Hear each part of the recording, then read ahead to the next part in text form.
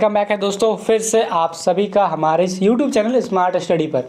दोस्तों माफ़ी चाहता हूँ, लेट हो गया आंसर की लाने में आपके लिए, क्योंकि यार मैं थोड़ा बाहर गया हुआ था अपने रिलेटिव के यहाँ किसी फंक्शन से। ठीक है, तो मैं जस्ट अभी आया हूँ वहाँ से। मेरे बगल से मैंने पेपर लिया है और इसका सॉल्यूशन आखिरकार मैंने तैयार कर लिया।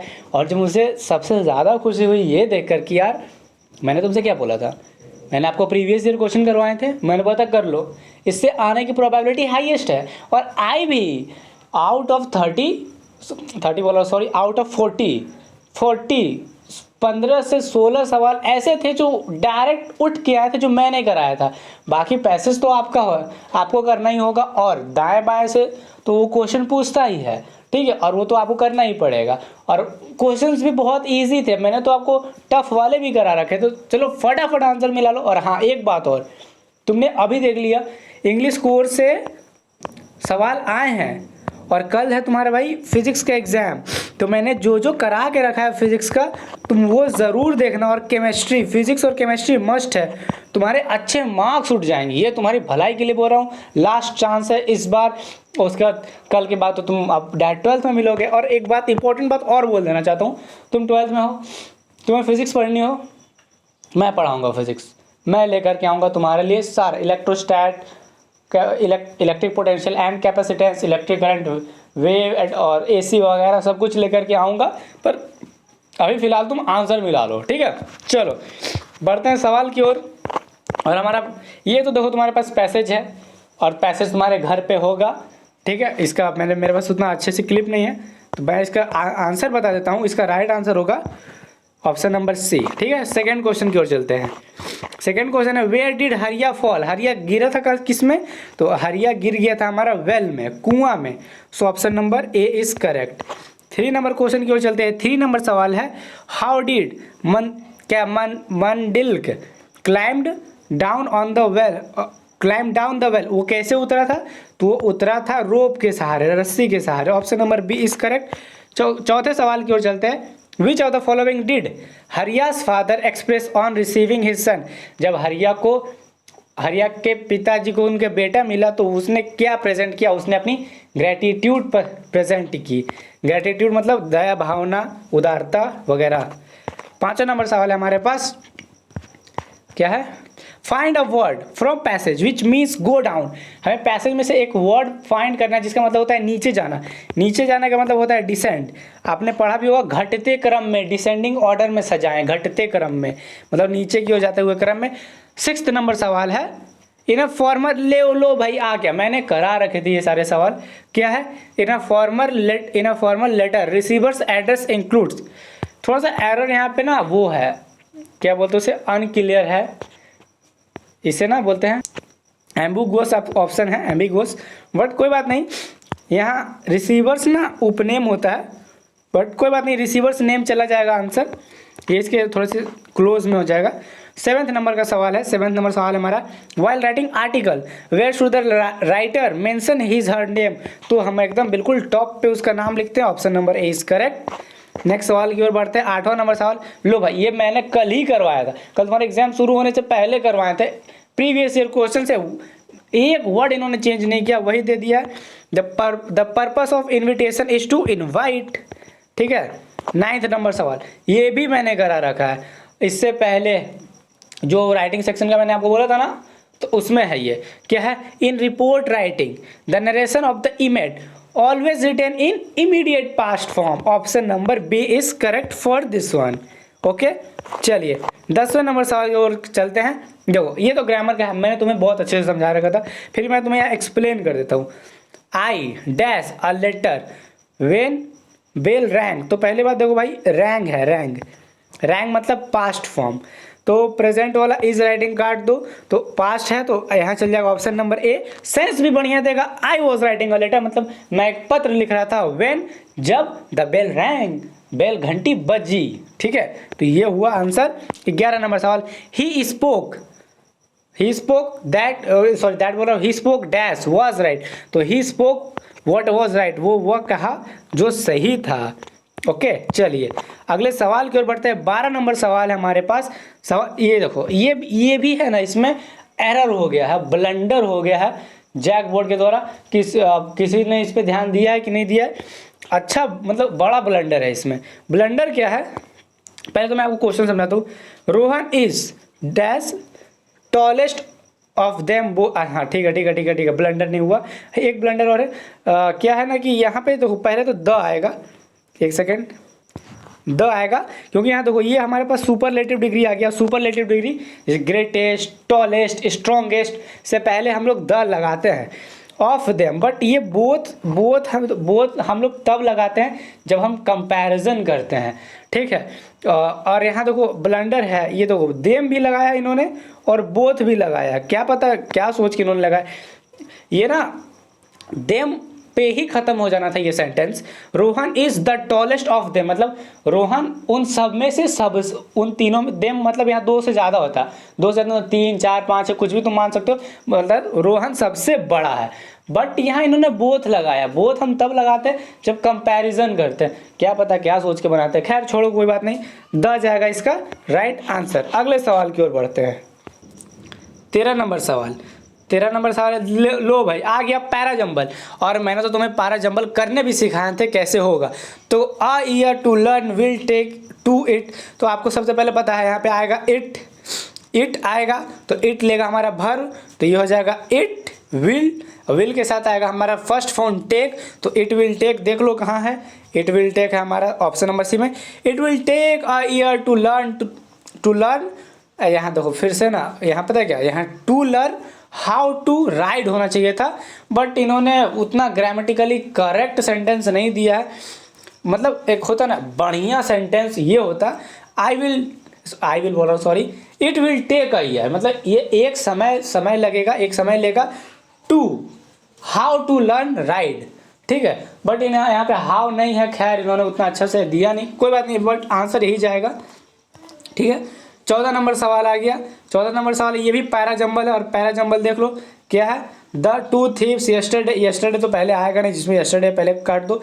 यहाँ बेसिकली हमारा सब्जेक्ट है थीव्स, तो द टू थीव्स आएगा हमारा पहले, तो देखो नहीं क्या है, द टू थीव्स नहीं है, the police, yes, the police caught the two thief, तो the police caught two thieves yesterday, option number D is correct for this one. एक सेकंड मार्क कर दूं मैं इसे, डी, ठीक है। चलिए बढ़ते अगले सवाल की ओर। 15 नंबर सवाल है हमारे पास, क्या है, किंग टट was the last hear of the powerful dynasty of the rural in the ancient time of, ये कहाँ का रूरल था, ये था इजिप्ट का, तो option number A is correct for this question. Let's tick it, option number ए, ठीक है। चलिए बढ़ते अगले सवाल की ओर। 16 नंबर सवाल है। 16 नंबर सवाल में द grandmother has been portrayed, मतलब ग्रैंड मदर को कैसा दिखाया गया था, तो ग्रैंड मदर थी एक बहुत ही ज़्यादा धार्मिक स्त्री, धार्मिक lady, religious lady, option number D is correct. 17 number सवाल, when did the narrator Gordon Cook set a sail for Australia, तो ये था हमारा 1976 में, 1976 में, option number B is correct for this question. 18 number सवाल है, सर्दी भी हो गया भाई, कोई बात नहीं। Joy's wife was expecting a child after 20 year, 20 साल के बाद उन्हें होने वाला था, वो एक्सपेक्ट कर रही थी, so option number B is correct for this question. 19 number सवाल, which of the following is written by Vikram Seth, Vikram सेठ के द्वारा क्या लिखा गया है, तो ये the tale of melon city लिखा गया है, option number B is correct for this question. आगे बढ़ते हैं 20 नंबर सवाल पे, क्या है, Sahil suffered from which of the disease, तो साहिल सफर कर रहा था कैंसर से, option number D is correct for this question. 21 number सवाल की ओर बढ़ते हैं। In the story mother's day who is the most neglected person, basically story में कौन है जो सबसे ज़्यादा नेग्लेक्टेड थी, तो खुद माँ थी, मदर थी, option number B is correct. 22 number सवाल, who was finally hanged in the poem in the tale of melon city, आप तो जान ही रहो, राजा को टांग दिया गया था लास्ट में, option number B is correct. 23 number सवाल की ओर बढ़ते हैं। What was the Andrew Manson profession, देखो ये भी कराया हुआ सवाल है, ये था हमारा doctor, option number A is correct, ठीक है। Mister coach was Albert Einstein, okay, mister coach Albert Einstein के कौन से टीचर थे, हिस्ट्री के नहीं, मैथ्स के, option number C is correct. ये हिस्ट्री का नहीं होगा, हिस्ट्री अगर आपने मारा है तो गलत हो गया होगा। 25 नंबर सवाल है हमारा, what time of the day is describe in the poem laburnum top. Laburnum top में कौन सा टाइम दर्शाया गया था भाई? ये जब दोपहर का समय था, तो दोपहर का समय दर्शाया गया। Option number C is correct for this one. बढ़ते 26 नंबर सवाल की ओर। Hell and heaven could not be found in the, लो ये भी करा हुआ in the geography book. Option number C. 27 number सवाल है, the poet Walt Whitman ask a question and who art thou. तो इसका राइट आंसर हो जाएगा ऑप्शन नंबर, ऐसे ऑप्शन में तो खैर कुछ दिया नहीं है, इसका राइट आंसर होना चाहिए था रेन, बट यहाँ रेन का ना हम लोग क्लोज सिनोनिम मारेंगे the shower, option number D. ठीक है, चलिए 28 नंबर सवाल की ओर बढ़ते हैं। A photograph has been written by, photograph जो है वो किसके द्वारा लिखी गई है? तो ये लिखी गई थी शिर्ली टॉल्सन के द्वारा। Option number B is correct. 29 number सवाल की ओर चलते हैं। 29 नंबर सवाल है हमारा, the father in the poem father to son is ready to, उसके लिए क्या था रेडी? फॉर गिव, माफ़ करने के लिए वो रेडी थे। बट हाँ, इन दोनों के बीच में रिलेशन खराब नहीं थे। हु वॉज जॉन बैरो, लो भाई ये भी करा हुआ फार्मर, वो एक फार्मर था जॉन बैरो। 21 नंबर सवाल, the address is written by Marga Minco. Option number A is correct. बढ़ते अगले सवाल की ओर। 32 नंबर सवाल, the first world wide green party was located in, तो ये कहाँ बना था हमारा? न्यूजीलैंड में। Option number D is correct for this question. 33 number सवाल की ओर चलते हैं। 33 नंबर सवाल है, हु डिस्कवर्ड द टचस्टॉर्म, तो वो हार्वर्ड चार्टर डिस्कवर किया था। Option number D is correct for this question. 34 number सवाल की ओर चलते हैं। What was who Dolgi last painting, तो एक लैंडस्केप का लास्ट पेंटिंग था उसके पास। Option number A is correct for this one. 35 number सवाल की ओर चलते हैं। 35 नंबर सवाल है, the name of Crocker Harris wife was, Crocker Harris की पत्नी का क्या नाम था? मिल्ली था उसके पत्नी का नाम, Millie. Option number A is correct. 36 number सवाल की ओर चलते हैं। 36 नंबर सवाल है हमारा, Hor is situated on the shore of lake Mansarovar. Option number C is correct. ठीक है, 37 नंबर सवाल की ओर चलते हैं। What was the name of Ranga's village, ये भी करा हुआ, रांगा विलेज का क्या नाम था? होसाहली। ठीक है, 38 नंबर सवाल की ओर चलते हैं। The name of Mrs Pearson husband, Mrs Pearson husband का क्या नाम था? तो जॉर्ज, ये भी कराया हुआ था, कल ही कराया हुआ था, प्रीवियस ईयर क्वेश्चन है। लो ये भी कराया हुआ, Shahid was found of music of किसके? तो बेगम रोशनारा के। ठीक है, option number A is correct. Here we have our last question of the day. What was your word the hallmark of the Gregorian tribe? Gregorian tribe के क्या hallmark थे? तो basically trust and honesty. These were two basic hallmarks of Gregorian tribe. So option number C is correct for this question. Sorry, हाँ भाई, तो थोड़ा सा सर्दी हो गया। ये थे आज आपके 40 क्वेश्चन। मुझे कमेंट में तुम बताओ फटाफट तुम्हारे आंसर कितने सही हुए, तुमने कितने बढ़िया मार्क आया।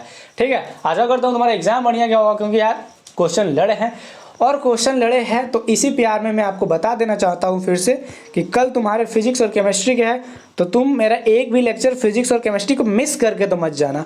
मिस करोगे भाई बहुत पछताओगे। मैथ्स के भी मिस मत करना, मैथ्स के भी तुम्हारे कल है ना, तो भाई वो ज़रूर कर लेना। और एक बात और, मैं अभी तो झारखंड में पॉलिटेक्निक आ चुका है फॉर्म, तो पॉलिटेक्निक के लगातार 5 साल के पेपर को मैं डिस्कस करने वाला हूँ। लगातार 5 साल 18, 19, 20, 21, 22, 23 इन सारा का सॉल्यूशन मैं अपलोड कर दूंगा। जिनको पॉलिटेक्निक करना है, जिनको गवर्नमेंट सीट चाहिए, भाई वो ज़रूर देखे। मेरा वादा है तुमसे कि अगर तुम वो 5 लेक्चर देख लोगे तुम्हारे गवर्नमेंट सीट फिक्स है।